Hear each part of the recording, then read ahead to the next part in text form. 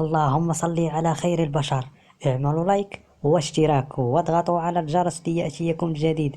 ادعمونا في قناتنا الرياضة واكتبوا لنا في الكومنت. أعلن مدرب كارلو أنشيلوتي عن ضم النجم المغربي إبراهيم دياز إلى قائمة الفريق الملكي الذي سيخوض مباراة العودة في مجموعة دور أبطال أوروبا يوم الثلاثاء.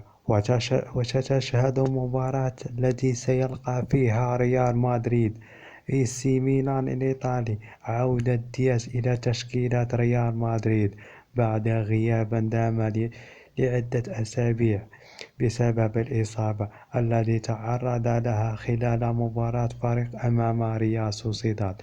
وكان دياز قد شارك في مباراة الكلاسيكو الأخيرة في ربع ساعة ضد برشلونة، حيث قدم أداء مميزا وأثبت خلال جاهزيته للمشاركة في مباراة هامة.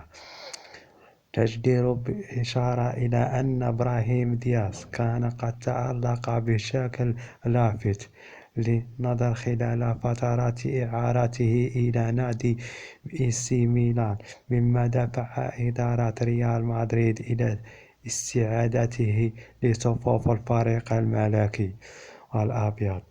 ويسعى دياز إلى تقديم أداء قوي أمام فريقه السابق لإثبات أنه يستحق مكانة أساسية في تشكيلة ريال مدريد وأمام أنظار جماهير اي سي ميلان وجماهير ريال مدريد.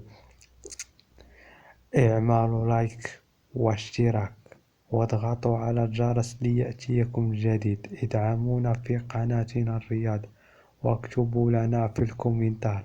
دمتم في رعاية الله وإلى اللقاء.